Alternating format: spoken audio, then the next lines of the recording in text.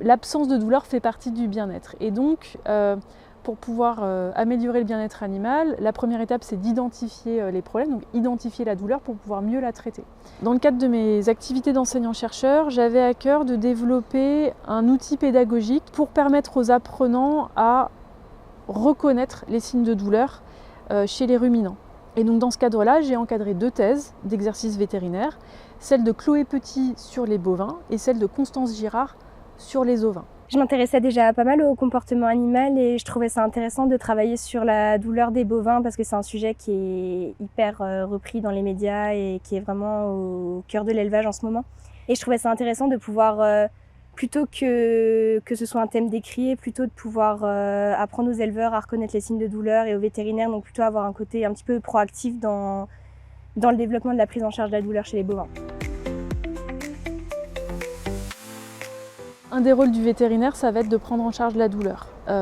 Qui dit prendre en charge dit savoir détecter quand il y a de la douleur ou pas. Parfois, même si le protocole de prise en charge de la douleur appliqué suit les recommandations, il se peut qu'il y ait certains individus qui ressentent plus de douleur. Il y a une variabilité interindividuelle, c'est comme chez l'homme. Et donc, savoir détecter cette douleur, ça permet d'adapter en fait la prise en charge. D'un point de vue santé, ça permet surtout d'anticiper d'éventuelles détériorations. Si on peut voir les signes de douleur rapidement, on peut prendre en charge plus rapidement les pathologies et éviter que l'état se détériore à un point où on ne peut plus soigner l'animal.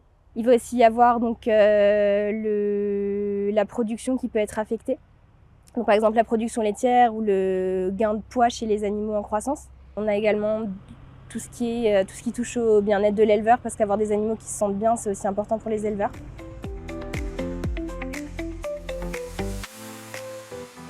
C'est un outil pédagogique sous format numérique donc, qui a été créé sur le support Geniali. Et donc c'est un outil qui est scindé en 3 parties et qui vise à apprendre petit à petit à l'éleveur et aux étudiants vétérinaires à reconnaître les signes de douleur.